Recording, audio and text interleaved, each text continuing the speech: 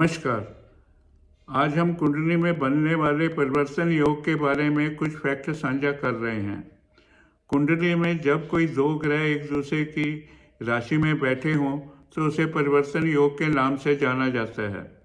उदाहरण के लिए जैसे शुक्र बृहस्पति की राशि धनु में बैठा हो और बृहस्पति शुक्र की राशि तुला में बैठा हो तो ये परिवर्तन योग होता है।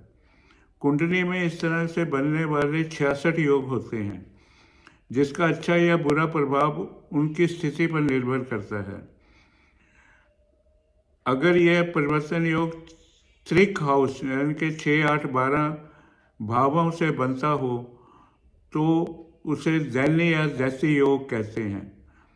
यह योग 30 तरह से बनते हैं, जैसे छठे भाव से 11, 8वें भाव से 10 और 12वें भाव से 9 योग। इस योग में पैदा हुए जातकों को कई बार जीवन में अनएक्सपेक्टेड परेशानियों में से गुजरना पड़ता है, जो उसे कन्फ्लिक्टिंग सिचुएशन में भी ले जा सकती हैं। ऐसी स्थिति ज़्यादातर महादशा में या उनकी ग्रह की अंतर्दशा में देखने को मिलती है। ऐसे में जातक को पेशेंस अपनाए रखना चाहिए तथा अननेसेसरी आर्गुमेंट से बचना चाहिए।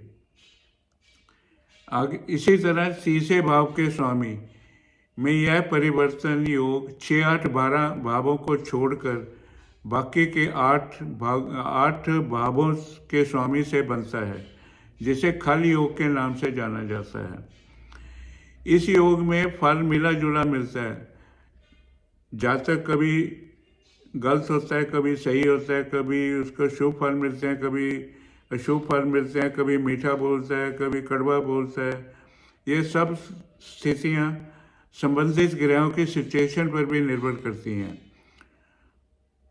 इसी तरह कुंडली के तीसरे, छठे, 8वें और 12वें भाव को छोड़ के बाकी भागों से बनने वाले परिवर्तन योग को महायोग के नाम से जाना जाता है।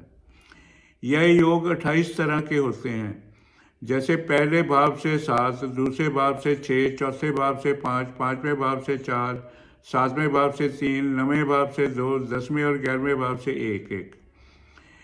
यह योग एक प्रकार का राजयोग होता है। इस योग में जन्म लेने वाले व्यक्ति पर माँ लक्ष्मी की विशेष कृपा बनी रहती है।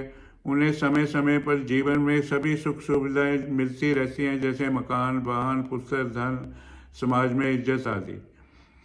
यह जानकारी मैंने डिस्क्रिप्शन में भी उपलब्ध कराई